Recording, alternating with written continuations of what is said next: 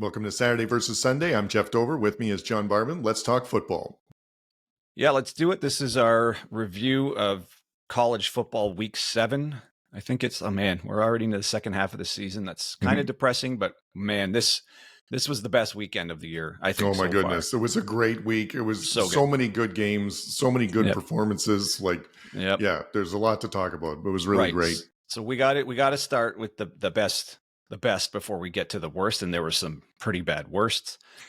From our shirts, you can also tell what some of the best reactions are going to be. So, do you want me to get started here? Yeah, please go ahead. Working backwards from 3 to 1 on our best. My first best ever was the Ole Miss LSU game and everything about the game. The atmosphere, just everything about that game was awesome. And I was flipping around I had other screens on other games, and I just kept coming back to that game when it was like time to watch more of that game and thinking there's almost no other atmosphere quite like that. LSU at night. It was just different when I had all the screens going. Yeah, no, very true. That you can't beat that atmosphere. Death Valley at night is fantastic there.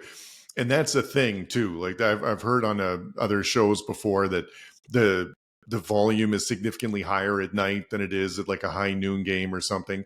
And that game was just so entertaining. It went back and forth. It was one of the rare games where there's good defense and good offense, and things where it had to be executed properly in order to move the ball. And it was great players, and that was exciting. You know, the only thing that, and I might talk about this later, was some of the chances that Ole Miss had that they had a touchdown called back. They were a couple of turnovers that put it in position and they never really took advantage of it. But that was the only other thing that was a little disappointing from that. But that was a great game. Yeah, I mean, there's never going to be a perfect game, and there's always going to be some missed opportunities. But both of those quarterbacks Nussmeier looks really good. Yeah, he can really sling it. Yeah.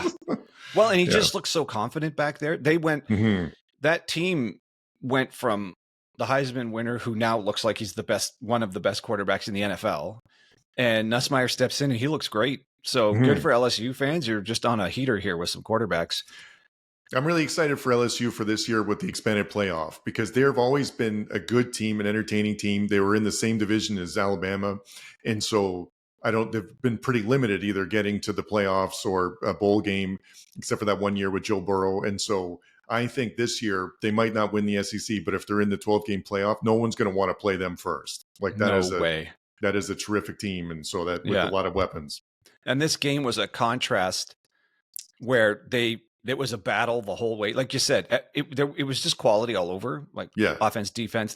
Both teams played really well. It's actually, this is one of those games where it's a shame someone had to lose. There's a few of those this weekend. Yeah. And I feel like, at least in my eyes, I was a little critical of LSU's game against South Carolina, where they could have lost, and they really kind of tried to give that game away. Here they were in a dogfight and pulled it out. Like they showed some character in this game, whereas in that game they needed a bunch of things to go their way to work. This one, they just completely earned this one front to back. Well, and South Carolina is not a bad team either. So we'll get to that. Yeah. All right. So that's my number 3. This game was just outstanding. It's just a bummer that Ole Miss has 2 losses now, because they looked really good too. Yeah. I kind of want them both. I want both of these teams in the playoffs, because I want more what we just saw. No, that's a good point.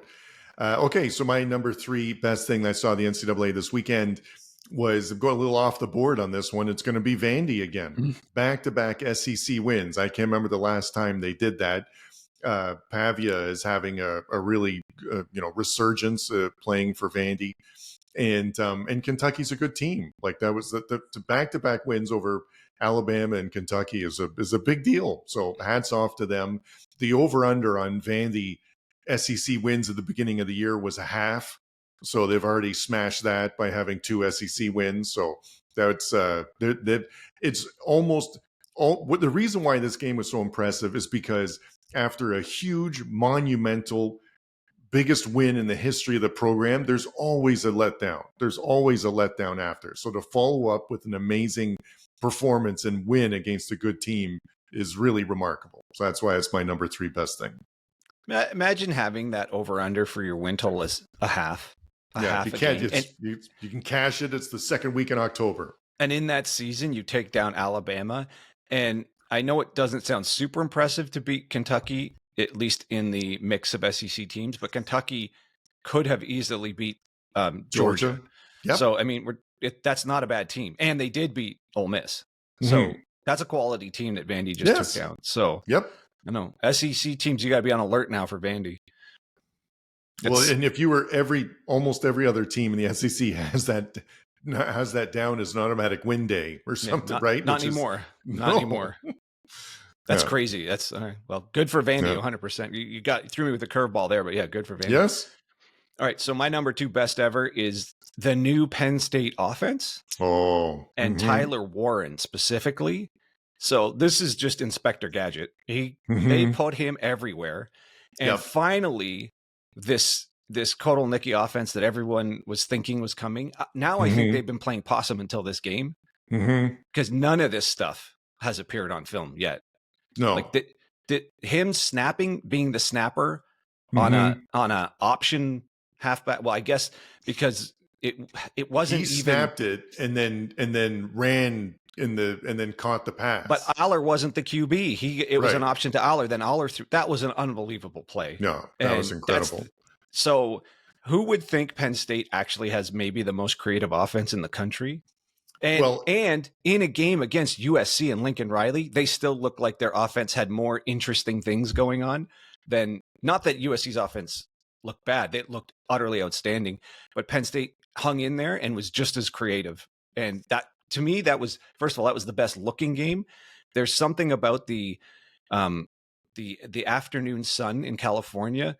There's it's funny. My cousin's a director of photography, and I'm asking him, why does that game look so good? Anything in the Coliseum or the Rose Bowl in the afternoon, there's a lighting to those games that looks different than every other game.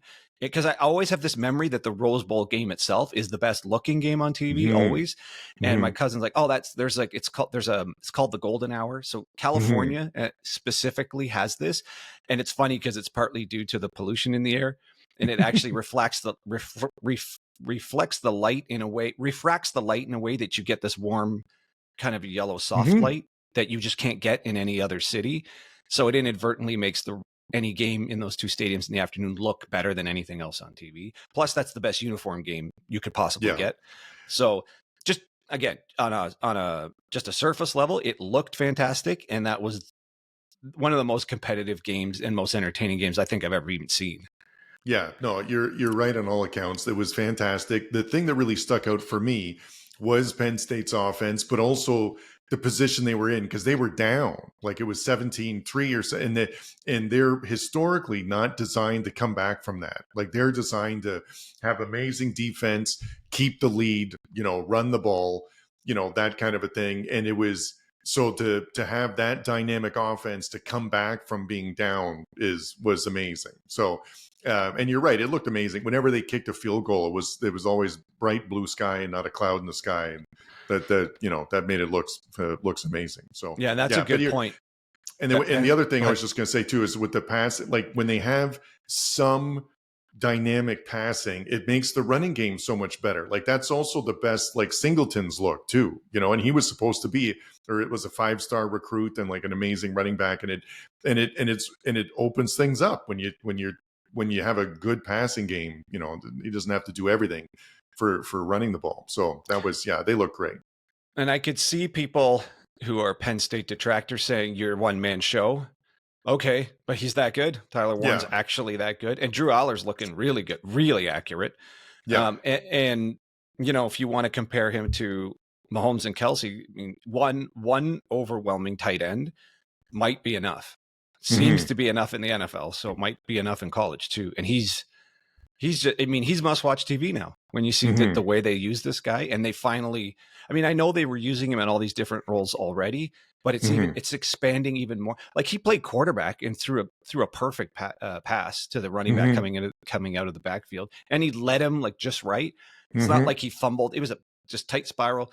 That guy can do anything. So now I'm curious to see what else they have in the bag for the next big game that they haven't shown us. So, I mean, Penn State must watch TV because of the offense. That's different. Never saw that coming. That's going into this week. Okay, so the number 2 best thing that I saw from the NCAA this weekend was Dylan Gabriel for Oregon. That was a great game, Oregon, Ohio State. It was similar to the Penn State USC. Like, I just like watching the whole thing, and the Ole Miss LSU game was great. But Dylan Gabriel specifically looked really good. He went 23 for 34 for 341 yards and 2 TDs. He also ran the ball. But I was really struck by how excellent the deep balls were, because there were some plays where Ohio State took everything away and the only option was a deep ball, and he put it right on the money, like on someone who's might have half a step on the defender, which is technically open, but that's a really hard pass to complete. And he did that multiple times. So that he looked incredible. He was running the ball. And so I think that's one of the best he's looked. I think it felt like, similar to what we were saying before with Penn State, that Oregon might have been doing a little playing possum or not showing everything they had on offense until this game, but he looked fantastic. So he's had a really long career, but that game is one of the best I've seen him look. Oh yeah. Well, okay, so we can just roll right into my number 1, which is just the OSU Oregon game. Perfect. That was yeah, you're right. Gabriel looked outstanding, and you needed all of it to beat Ohio State. Like that, It's not like that he had to have that kind of performance. So Ohio State, I think, is totally legit. They're that good, but Oregon is also that good. And maybe it would have just gone slightly the other way if it was in Columbus. So Gabriel looked awesome. The one black eye on this game was the Oregon receiver spitting on the other guy. Don't do that. Like, what are you doing? Like, remove yourself from that. That's a classless move. And I know I've got the Oregon. This is for everyone else other than him. Like, that's a classless move. I don't know. I guess they're just emotional and they're really young, but come on. Like, that is so disrespectful. You just, I don't, there's no place in the game for that. So it's not really on my worst ever list now that we're just talking about this, but I had that as number 1 on my worst ever. It's like, that is so disrespectful for someone to spit in your face. Just don't do that. Yeah, I didn't have it on my worst ever list because I almost don't want to give it the dignity of being on a list, because it's really bad. And there's no place for that. And we talked about this with the other week when there was someone from Alabama, when Malachi Moore was acting like a child. And, it does make me think, like, that doesn't happen on certain teams, with the coaching, but it's, so I hope Ryan Day emphasized how bad that is. The other guy, Lanning, emphasized how bad that is and that they don't do that again. So, and the worst part about it is you're on national television. About 20 million people saw you do that. Or whatever it was. I don't know what the ratings were. They had to be massive. The only thing I liked about it is how efficient the refs were. It's like spitting out of the game. Like, and then it was just done. And the Ohio State player didn't have an aggressive reaction. He kind of was just like, what the hell? Right? Like, so he had how about this? In the most classless move a player can make, the other guy reacted with a bit of class. Absolutely. He just put his hands up, looked at the ref, didn't hit the guy. I mean, if someone spit in my face, it would be a brawl. Like, that is so disrespectful. But he just put his hands up, like, what the hell? Wiped it off. They got the penalty. Buddy Boy got kicked out of the game, and deservedly so. Yeah, I'm talking quite negatively of my best ever, and it's just because it was the one black eye in what I otherwise call an instant classic, one of the best games I've ever seen. Yeah. Now there's one other black eye on this game we'll talk about in worst ever, but we'll leave that for now. Anyway, so that game looked great. The Oregon crowd was awesome. I want these two teams in the playoffs, and I want to see. I'd be happy for 3 of these. I'll take these 2 in the Big 10 championship game. If they end up there, fine. And I'll take them again in the playoffs. I can watch these two teams just go. Mm-hmm. Very good. So the best thing that I saw this week in the NCAA, we talked about it already, was the Penn State combo of Drew Aller and Tyler Warren. Like, that was incredible. I'd never heard of Tyler Warren before Saturday. And it was one of those cases where it was evident in the first half how much they were going to him. The commentators talked about it. They said he might have 20 balls, like 20 catches today. He ended up with 17 over 200, which is incredible for a tight end. And we already talked about this game, so there's not much more to say, but it was the only other point I would make too, is that we referred to this before, but Drew Aller was a really highly rated recruit. and Penn State had always had that characteristic of a good defense but not a dynamic offense. And that was and Aller looked amazing. Like that's the best he's looked. What everyone was hoping for. He threw for 391 yards. Like it's 30 for 43, like, which is really, really good. So, and then the tight end having 17 catches for 224 yards is pretty nuts. So I thought I saw a stat that 17 matches the most in FBS for one player. I don't know if it's a tight end or for all receivers. Yeah, that's either way, it's up there. I saw he's tied for something, either tight end or all receivers. Right. And yeah, go ahead. No, and it was another case where it was apparent early on how much they were going to him, and the other team knew that too, and still couldn't stop it. So like that made it really interesting. I guess overwhelming players that's just what they are. They're overwhelming, and even for instance, that gadget play where he snapped the ball and they did the whole option thing and Aller threw it to. He was covered in the end zone. That was really good coveverage, and he still took the ball away. So I guess guys that are that good, you just go to them and you confident they're going to make the play more than they're not. And yeah, they just, and it doesn't look like they're wearing him out. He could just keep going. Like that might, I mean, he might be in the ring now. I don't know if his stats are good enough, but as far as how important of a player he is, I could see him now on the list of non-quarterback Heisman candidates. How can he not? Look at the way he plays. No, I'm interested to see what this is like going forward. Like if they keep, if he's going to be a main part of the offense. I mean, it looks like it, but I mean, it sort of came out of nowhere. So hopefully that he keeps, I want to see that again. Yeah. So the last point on Aller is maybe this is another example of quarterback combined with the right offense. Yeah. Like they were underusing him before.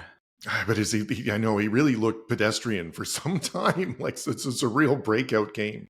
So I'm hoping this is the breakout game that he's going to continue to play well. So we'll see. All right. So are we going to move on to worst evers? Yeah, we're going to the worst ever.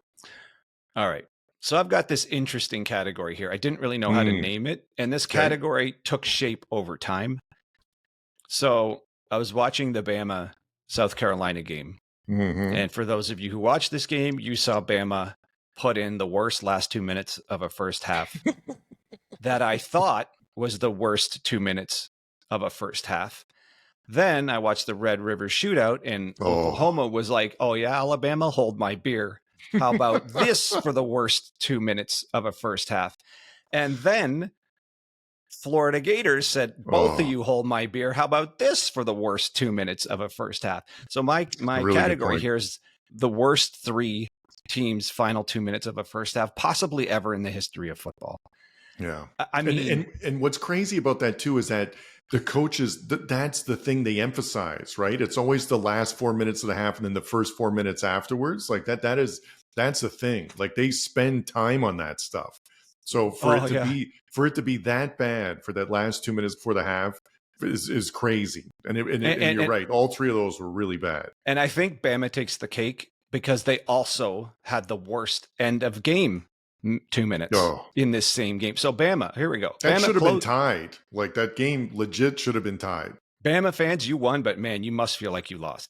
So here we go. End of the first half for Alabama. Bama gives up a touchdown, safety, and a field goal in 1:42. Can you even think of ever seeing that? No. Ever? And they had this game in hand until that happened. I mean, maybe not in hand, but they were safely in control of the game. And then they just, whatever that is, that was unbelievable. I actually was like, really? Did that really just happen? Then at the end of the game, with 1:15 left, they give up a touchdown and the 2-point conversion. It was just a bad pass away from tying the game. He was open. And I mean, and they had that game in control. I know that doesn't sound huge. Like, yeah, lots of teams can score. Oh, they gave up a touchdown and an onside kick. Right. Yeah. So it's just, man, just utter incompetence from a team that's supposed to be a national championship caliber team. That type of play. Yeah. No, that's not going to work. And so Bama's, first of all, they get crushed by Vandy. This was laughably bad game. I don't know if it's game management or composure or focus. If you blow it at the end of the first half and the second half this badly in 2 minutes, you can't win big time games playing like that.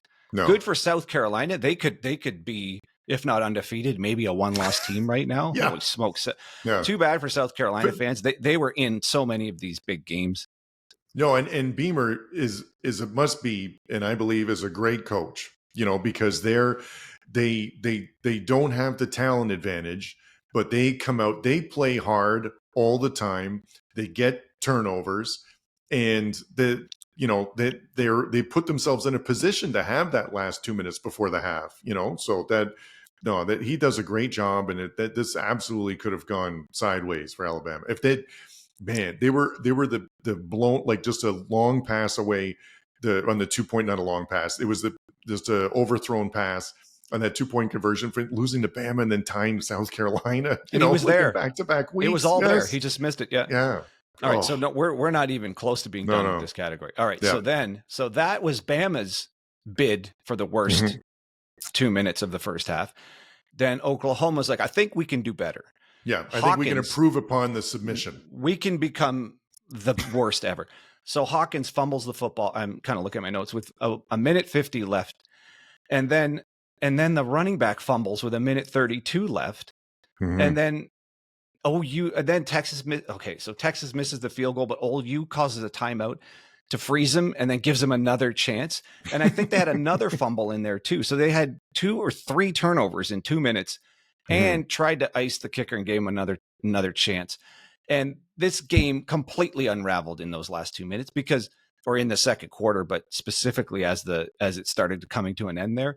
It was, they were hanging in there in the first quarter. It kind of looked like they had some ability to control Texas. And then the whole thing came unraveled at the end of the second quarter. And then that game just turned into a complete blowout. But that was one of the worst collapses at the end of the second quarter. They couldn't hang on to the ball. Just the simplest thing: quarterback fumbles, running back fumbles. You can't win a game doing that, especially closing out a half.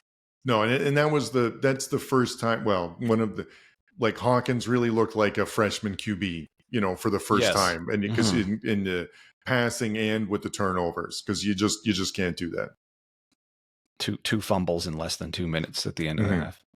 All right. So those were really bad. Then the Gators were like, well, hang on a sec. I think we could do even worse than that. And let's get to the UF and end of the first half. I put this on Napier and just lack of focus, lack of coaching, and just this, he's got to go. So with a minute and 10 seconds left, and the Gators are on 1st and 10 on the 11-yard line. And this is after a big turnover, I think, is how they get here. They false start. They go to 1st and 15, then an incomplete pass. Then they can't get the play in on time, so they burn whatever timeout they have left. Then they throw a pathetic screen pass for 1 yard. Then they take a sack for a 10-yard loss to the 25-yard line and get no points.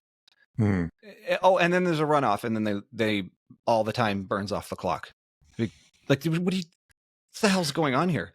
So they have a 4th and 15 fire drill attempt, and then they take a penalty for 12 men in the formation. That causes the runoff. Then they have no chance at even trying the field goal. No, and this was what made this one. They were all super frustrating, but what made this frustrating is that they did what they had to do. Like, the defense was playing well. They had more yards than Tennessee. They had 10 more minutes in time of possession. And then it's just that mismanagement and just completely blowing it where you lose the game. And so that's what's super frustrating, is that they played well enough to win that game and lose it on something like that. Well, God, that was so bad. And just to add icing on the cake, they receive the ball in the second half and they immediately take a blindside block. How about this? A blindside block on a touchback. Yeah. Just pathetic. Anyways, I know no one wants to talk about the Gators, and good for Tennessee for winning, but Florida was in that game and they blew it. Yeah, no, for sure. That was okay. So I'm starting my worst ever from the NCAA this weekend. So I've got a 1A, 3A, and a 3B, I guess you would look at.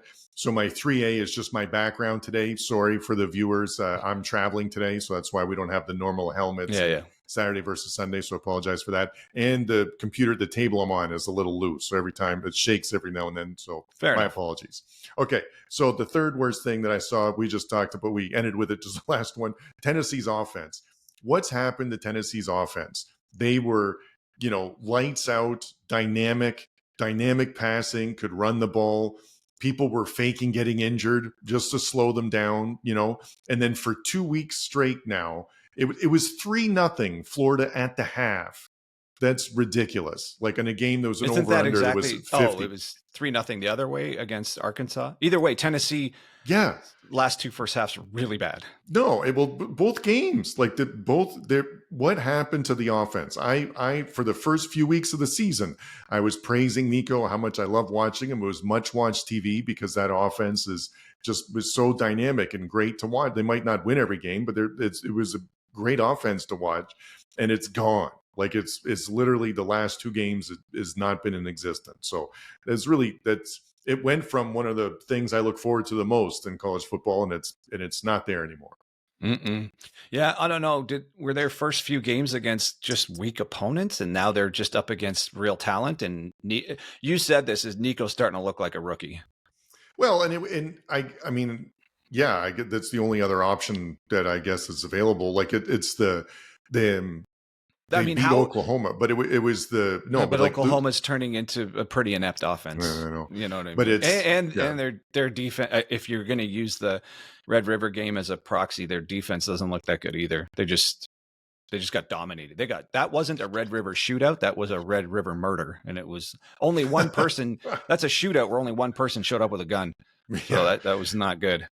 Not good for Oklahoma. And next week is going to be Tennessee hosting Alabama. And that game now all of a sudden feels like, well, someone's got to win it. It's like it's probably going to be 12-9, something like that. The way those two teams are playing, that's going to be. Both are going to try to lose it as hard as possible, and someone will inadvertently win. Yeah, man. Tennessee fans, you can't be comfortable or happy with how that last two games have gone, and Alabama fans, you cannot be comfortable with those last two games either. All right, so my number 2 worst ever. Okay, so crowds are now booing every injury, thinking it's fake. Every game I watched, just everyone's booing all the time. And so this has come to light. Obviously, this is happening where injuries are being faked. That's obvious that it's happening. But now, anytime a guy goes down, it seems like many of the games I was watching, people were booing every single time somebody went down. And I'm thinking, this is going to come to a head at some point. And somehow, I don't know how, but somehow this has to get under control. And I get it that you can't cry wolf. The time you cry wolf and it's a wolf, that's the wrong time. So if they're injured, you can't penalize a team for a guy who's actually injured. And it seems to be the perfect move to slow down on offense because there is no objective way to discern a fake from a real injury yet. Yeah. So to me, the only way out of this, and this seems like so naive and pathetic, is just the morality of the coaches, which isn't there. Their coaches are doing whatever it takes to win. We've already talked about this. This isn't about teaching men to be good people. This is about win at all costs, because these coaches are going to get fired no matter if they fake it or not. The boosters don't care. The people behind this don't care.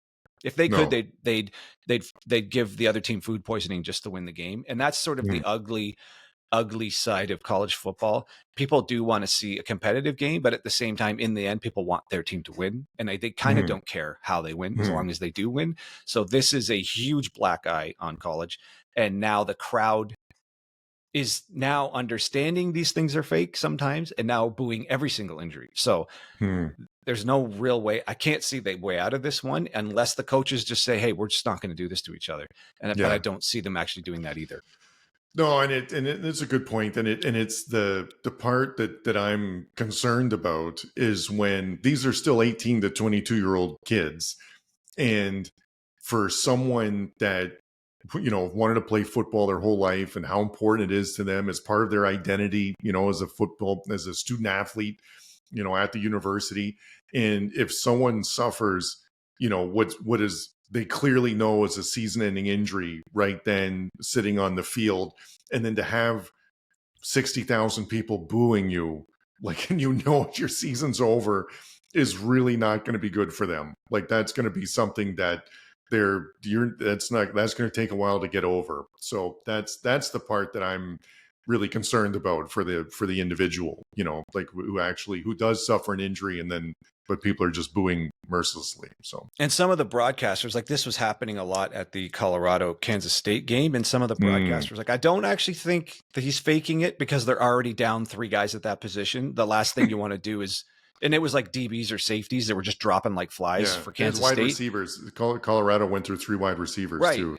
Yeah. First of all, but it was the other team. Yeah, the crowd's being so irrational because they're also booing when an offensive player went down. Like, there's no benefit to the offense to faking an injury. It's the defense trying to slow down fast offenses. Right. And then K-State, I mean, the guy's like, well, I don't really think they're faking another DB. I don't think they're really happy about going to a third string DB at this point. That's the last guy you might fake a rotational defensive lineman where, the guy's backup, him and his backup are close to equal quality player. But when you're down to your third string DB, you're pretty sure Shedeur Sanders is going to pick on him immediately. So, but the crowd doesn't have a discerning thought anymore. They just boo everybody who goes down, offense or defense. If the guy doesn't have a compound fracture, or he's knocked out cold, they're just assuming it's fake. So this is just as bad for college football, and it's just the coaches. They're either going to decide to keep it going or not, and that's pretty sad. All right, so my number 2 worst thing from the NCAA weekend is I had everything that Bama did after they went up 14-0 because they were the first 2 scores. Right, were right out of the textbook. You got upset by Vandy the week before. You need to come out. You need to establish the offense, establish the run. Don't, when you get on defense, you want to do a 3 and out. They did that. They scored again. Like, it was, and you're like, at that point, it was like, oh, okay, so the Vandy is just going to be a bad memory, and we're back. This is how we're playing, how we're supposed to. And then it went out the window, right? And it went exactly to the one of the worst 2 minutes of the end of the first half, like you said, in your worst ever. And it's early, and you don't want to jump on Kalen DeBoer, but man, this doesn't happen. This stuff like this didn't happen to Saban teams, and it's terrible to make that comparison now. Like, it's always impossible following the guy, in a job like that. But man, it's not a good sign. So no, the South Carolina front 7 for large chunks of this game were whipping Bama's line. Same as, it kind of looked a little bit like how Kentucky did it to them. I guess we really do need to give South Carolina credit on top of that. They seem like they're 1 or 2 skill position players away from being the class of the SEC or something. They took 1 or 2 positions away, and they get pretty devastated by transfers every year, right? Because there's been some really talented South Carolina players that have gone to the transfer portal. So imagine if that didn't happen, and if they kept all the talent, like they would be right there. So good for Beamer. He's okay. So I have to start writing down. This is my growing list of perfect marriages between coach and team, and this looks like one that could be. My God, Beamer's the longest acting coach in the SEC 20 years from now. It just, again, just a few players away. That team, if not one loss, undefeated. I don't know. They're good. They're just, and it seems like he's getting a lot out of that team. Oh, he's getting a ton out of that team, and that has to. I'm hoping it translates into recruiting and more players wanting to stay, because it's great to watch them. All right, What's your number 1 worst thing? Travis Hunter getting hurt. Oh man, that was on my list too. This really sucks when you have a unique player. He's the most unique player in all of college football because he plays both ways and he's awesome at both ways. And he's one of the few non-QB legitimate shots at a Heisman. And it's just a bummer when you lose a talent like that. Whether or not it's just he'll be back next week. It just, if that's any length of time missing, he misses 1 game, he's out of the Heisman. Like, that's a data point he needs, especially especially not being a QB, and he can't pile up 5 touchdowns the next game. He needs to be 100 yards receiving and a touchdown or 2 every game, plus just lights out defense, maybe another interception. And he already has some kind of records, the first player ever to have whatever it is, 10 TDs and whatever, 5 intercept, whatever it was. He's already piling up historic records because of how much he plays. So him going out just sucks. Whether or not Colorado wins or loses, it's not the point. This is a historic talent that who could have had a chance at the Heisman, and if he's out for a game or two, that kills it right there. Yeah, no, and you're right. I was super disappointed. This almost made my worst ever list too. It's he's a physiological miracle because apparently he never gets tired. And multiple coaches have said that, multiple players have said that, never gets tired of practice, never gets tired during the game, plays twice as many snaps as anyone else, right? As anyone, like in college football, and doesn't get tired. And the only thing that you'd be worried about is increasing the chance of injury because you're playing twice as many plays as anybody else, and it's a contact sport, and it's you can't make the risk of injury zero. So, and then the only way to make it worse is by increasing the sample that you can, get injured at. So it's I hope people don't jump on that saying like it was a bad idea having him play both ways and look what you did and stuff. But because it's like you said, it's a gift to be able to see someone that talented play both offense and defense as well as he does. So, but yeah, you're right. It's disappointing, and I just hope that the injury's not that bad. And the hit wasn't that bad. He was just a DB, just put a good hit on him after he caught a ball, and it just shows you just any one awkward hit can take somebody out, and the only thing I'll say is he's not a very big guy, even though he's been durable so far. That was just just sucks. Just unfortunate. No, it is. It's really bad. Yep. Okay, so the number one worst thing that I saw in college football this weekend was the whole handling of Cam Rising.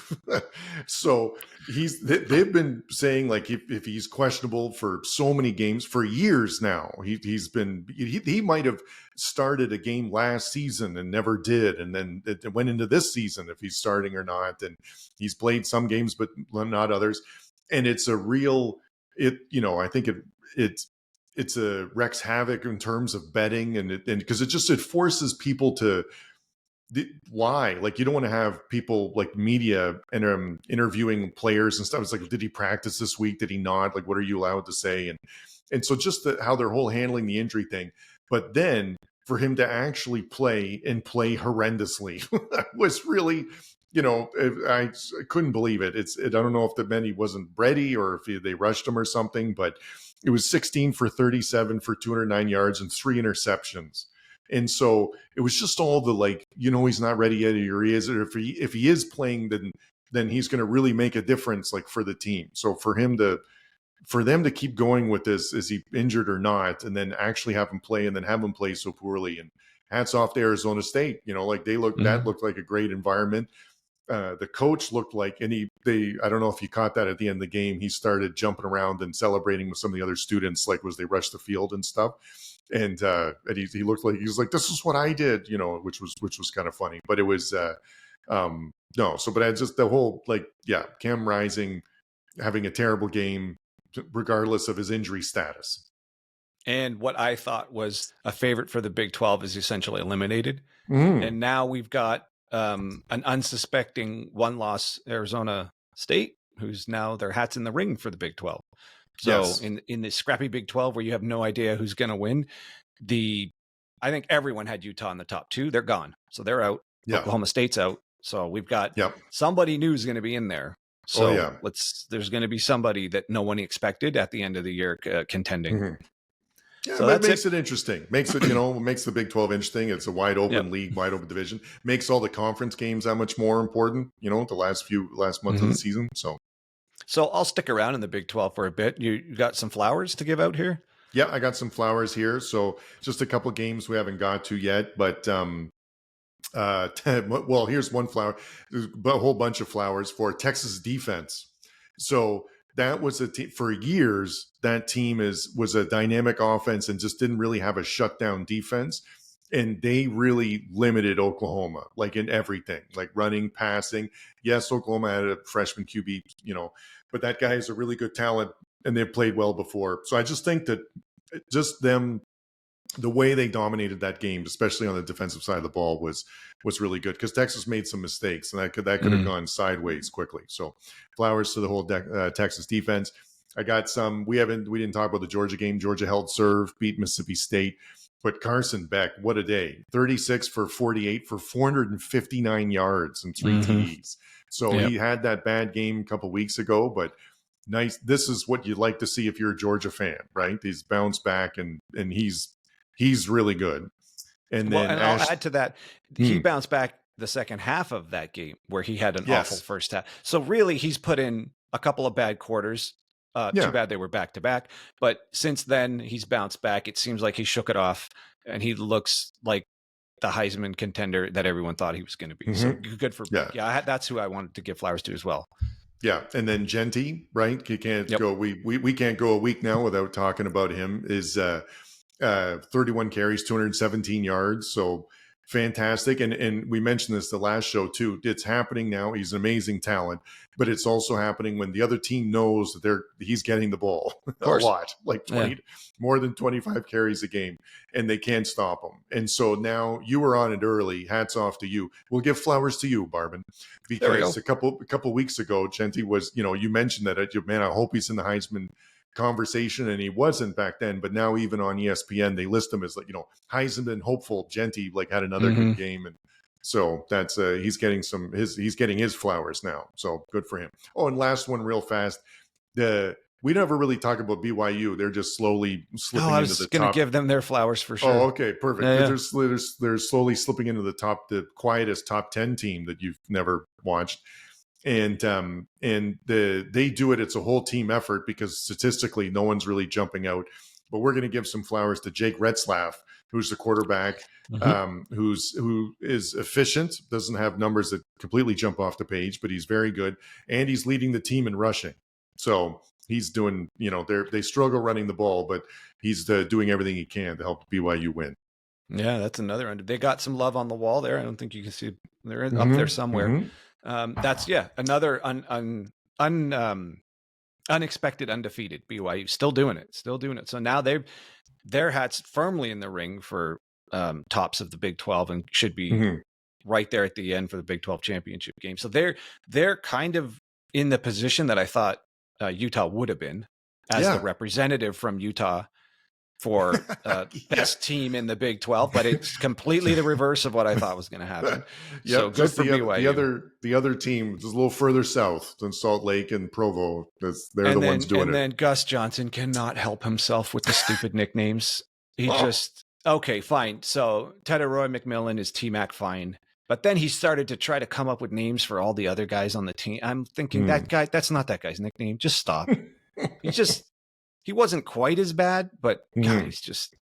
Well, I thought about you because that was one of the things you said yesterday, or the other last week, about the Fox commentators. I think the Fox did Colorado, Kansas State too. I did that was on Fox, wasn't it? Yeah, maybe. Anyway, but it was because one of them because there was a running back that juked a guy, and he threw out that's not jam, that's jelly that shakes like that, or something like that. And I'm like, yeah, we don't need that. Yeah, there's just you don't right. Just let the game breathe. You don't need to do that. One thing I realized was the Red River shootout actually happened in Illinois. It didn't happen at the Cotton Bowl. Yeah, exactly. Did anyone see this? I had this on a third screen, and then I kept pausing the other two screens to watch this game towards the end. I mean, Illinois was way ahead in this game. Purdue came all the way back. Then it goes to overtime. Illinois wins this game. If anyone watching, if you haven't watched this, well, go watch the highlights of this one on YouTube. It ended 50-49 in overtime. And you know what? Flowers and hats off to the Purdue coach for going for it on 2. That was awesome. And Billy going Napier, for the win. Take a lesson. You should have gone for it on 2. What an idiot. But that was just, I mean, good for him. That I think he realized we just can't keep trading punches with these guys. And Altmaier looked good. I don't know where the Illinois vaunted defense went. It didn't show up for this game, but it sure as hell turned that into a crazy wild game to watch. So when was the last time Illinois scored 50 points? Like, I don't. You mean in one game or in 2 games put together? Just crazy. Just I actually was going to turn it off because I thought Illinois had the game put away. Something like 24-27 at 3 or 6. It was way ahead. And then they just Purdue hung in there, and that was a wild game. That was a totally wild game. So going for 2, that's good. Bravo to any coaches doing that in overtime. Just why not? No, and the players like it too. The players, like, we went for the win. Like, that's, that you never fault someone for trying to win, because that's the whole point of the game. So I think that's all I got for Flowers. You got anything else? No, that's it for me, I think.